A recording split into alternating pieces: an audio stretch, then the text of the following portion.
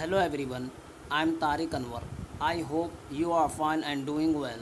Welcome to Ikra online learning platform.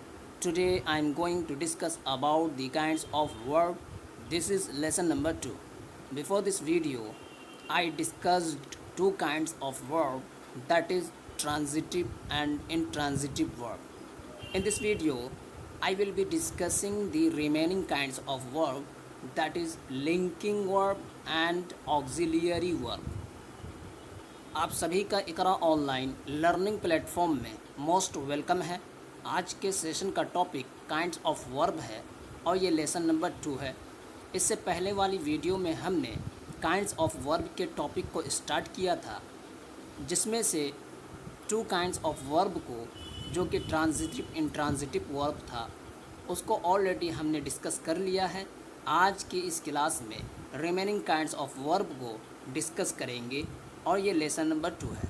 So let's get started today's topic, that is kinds of verb. The third kinds of verb, linking verb. What is linking verb? Linking verb क्या होता है? So let's see, a verb that has to use another word to fulfill its meaning is called a linking verb. Linking verb कहा जाता है जिस verb के meaning को fulfil करने के लिए किसी दूसरे वर्ड का यूज़ करना पड़े तो उसे हम लिंकिंग वर्ब कहते हैं। वंस अगेन, लिंकिंग वर्ब कहा जाता है जिस वर्ब के मीनिंग को फुलफ़िल करने के लिए किसी दूसरे वर्ड का यूज़ करना पड़ जाए तो उसे हम लिंकिंग वर्ब कहते हैं। For example, the moon is round, चाँद गोल है। द सन इज़ हॉट, सूरज गर्म है। द चाइल्ड वॉज इल, बच्चा बीमार है। यू आर हैप्पी, तुम खुश हो। So the underline words are linking verb. तो इन एग्ज़ाम्पल में जो अंडरलाइंड वर्ड हैं, इसी को हम क्या कहते हैं? लिंकिंग वर्ब कहते हैं, क्योंकि ये कहीं ना कहीं सेंटेंस के मीनिंग को क्या करता है? फुलफ़िल करता है, कंप्लीट करता है। इस वजह से हम इसे लिंकिंग वर्ब कहते हैं।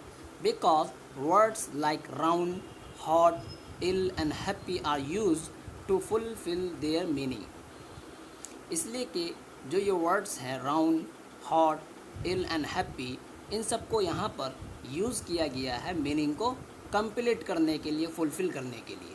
This words in this sentences are called complement. तो इन वर्ड्स को, इन अल्फाज को इन सेंटेंस में जो ज़िक्र किया गया है, मेंशन किया गया है, इसे हम कॉम्प्लीमेंट वर्ड्स भी कहते हैं, क्योंकि ये कहीं ना कहीं सेंटेंस के मीनिंग को कंप्लीट करता है, मुकम्मल करता है। इस वजह से इसे हम कॉम्प्लीमेंट वर्ड्स भी कहते हैं। And the next point is MR.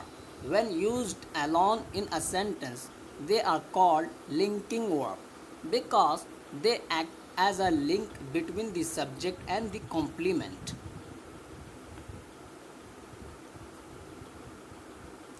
यहाँ पर एक पॉइंट को मेंशन किया गया है कि इज़, एम, वॉज जैसे हेल्पिंग वर्ब जब किसी सेंटेंस में अलोन यूज़ किया जाए, अकेला इस्तेमाल किया जाए, तो उनको लिंकिंग वर्ब कहा जाता है, क्योंकि ये कॉम्प्लीमेंट और सब्जेक्ट के बीच आकर जोड़ने का, यानी कि ऐड करने का काम किया करता है।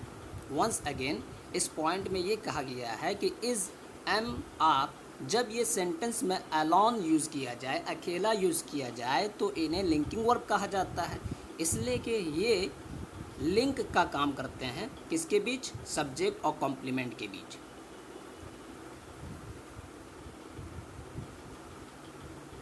And the next kind of verb is auxiliary verb और हेल्पिंग वर्ब। ऑक्सिलियरी वर्ब और हेल्पिंग वर्ब ये दोनों एक ही है। So let's see, the verb that changes its form with the original verb is called auxiliary or helping verb. Auxiliary verb या helping verb किसे कहा जाता है? तो let's see, auxiliary verb और helping verb कहा जाता है कि वो verb जो ओरिजिनल वर्ब के साथ मिलकर उसके फॉर्म को, उसकी शक्ल को बदल दे, उसे हम हेल्पिंग या ऑक्सिलियरी वर्ब कहते हैं। वंस अगेन, कि जो वर्ब ओरिजिनल वर्ब के साथ उसके फॉर्म को क्या कर दे, चेंज कर दे, तो उसे हम ऑक्सिलियरी वर्ब या हेल्पिंग वर्ब कहते हैं। For example, I am purchasing a new car. मैं एक नई कार खरीद रहा हूँ। You are doing great work. तुम अच्छा काम कर रहे हो। They are happy. वह लोग बहुत खुश हैं। The people of India are honest. कि इंडियन पीपल क्या है, ऑनेस्ट है। So the underline words are helping verb. तो इन एग्ज़ाम्पल में जो अंडरलाइन किए हुए वर्ड्स हैं, अल्फाज हैं, इन्हीं को हम हेल्पिंग वर्ब कहते हैं, क्योंकि ये कहीं ना कहीं ओरिजिनल वर्ब के साथ अपने फॉर्म को क्या करता है, चेंज कर देता है। इस वजह से इसे हम ऑक्सिलियरी वर्ब या हेल्पिंग वर्ब कहते हैं। And the next point is related to this, when is am and are used alone, that is in the form of the original verb, it is called a linking verb. And when these verbs are used in the form of auxiliary, it is called a helping verb.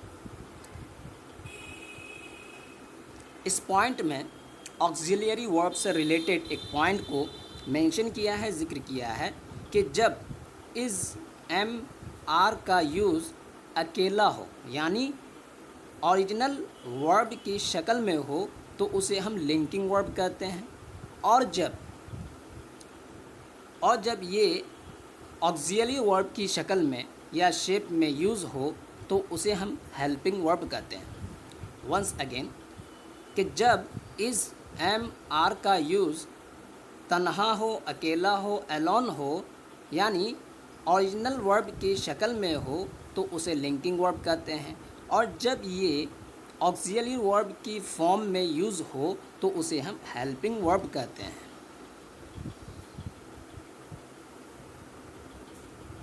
And the next kind of verb is modal verb, models auxiliary. They expresses imaginary action such as ability, power, permission, request, possibility and willingness. अब हम models auxiliary verb के regarding कुछ points को discuss करते हैं। ये modal auxiliary verb कहा जाता है कि ये एक इमेजिनेशन एक्शन जैसे ability, power, permission, request, possibility और विलिंगनेस जैसे चीज़ों को के ख़यालात को क्या करता है, ये इजहार करता है, शो करता है। मॉडल्स ऑक्सिलियरी वर्ब जो हुआ करता है, ये एक imaginary action like ability, power, permission, request, possibility and willingness जैसे चीज़ों को क्या करता है, एक्सप्रेस करता है। And the second point is they are never used alone, rather they are always used with the main verb. Second point related to this, ये modal auxiliary कभी अलोन यूज़ नहीं किया जाता है, तन्हा अकेला यूज़ नहीं किया जाता है, बल्कि ये हमेशा मेन वर्ब के साथ यूज़ किया जाता है। And the third point is they do not change according to the number, gender और person of the subject.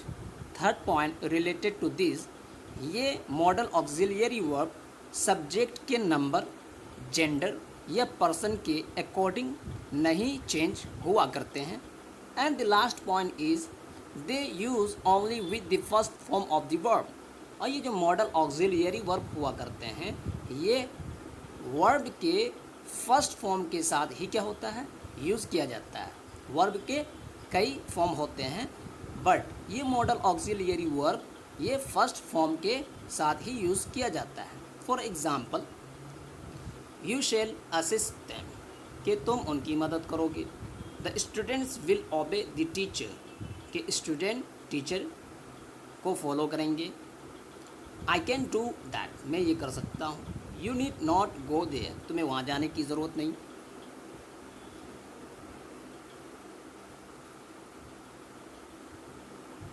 You should respect your elders, कि तुम्हें अपने बड़ों की इज़्ज़त करनी चाहिए, रिस्पेक्ट करनी चाहिए। मे आई कम इन, क्या मैं आ सकता हूँ। So in this sentence shall, will, can, need, should and may are used to indicate their mode with the main verbs. Hence, they are called modal auxiliary.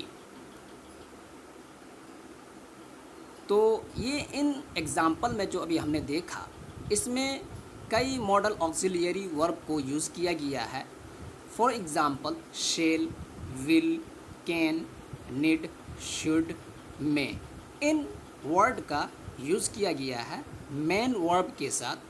क्यों? इसलिए कि ये वर्ड्स मेन वर्ब के साथ इस्तेमाल होकर, यूज़ होकर वो काम करने के तरीके को ज़ाहिर करता है, एक मोड को एक्सप्रेस करता है, इसलिए इन्हें मॉडल ऑक्सिलियरी कहते हैं। वंस अगेन कि इन जुमलों में, इन एग्ज़ाम्पल में जो shall, will, can, need, should और मे का यूज़ मेन वर्ब के साथ हुआ है, तो इनका मोड ज़ाहिर करने के लिए इन वर्ड्स का मेन वर्ब्स के साथ यूज़ किया जाता है कि काम करने का मेथड और मोड क्या है। तो इसीलिए इन्हें हम मॉडल ऑक्सिलियरी कहते हैं। And at the same time shall, should, will, would, can, could, may, might, must, ought to, use to, need and dare are used. इसी के साथ साथ इन वर्ड के साथ कुछ चेंजेस भी होते हैं।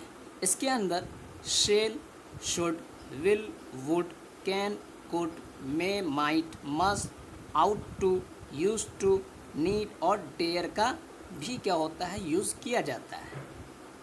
मॉडल ऑक्सिलियरी में इन वर्ड का भी यूज़ किया जाता है, जैसे शेल का should, will, would, can, could, may, might, must, ought to, use to, need, dare, इन जैसे वर्ड का भी यूज़ मॉडल वर्ब के साथ किया जाता है। सो गाइस, आज के इस वीडियो में हमने रिमेनिंग काइंड्स ऑफ वर्ब, जो कि लिंकिंग वर्ब और ऑक्सिलियरी वर्ब था, उसको हमने डिस्कस कर लिया। नेक्स्ट वीडियो में हम नए टॉपिक और इंटरेस्टिंग टॉपिक के साथ फिर मिलेंगे। वीडियो को लाइक करें, शेयर करें, सब्सक्राइब करें। Thank you very much.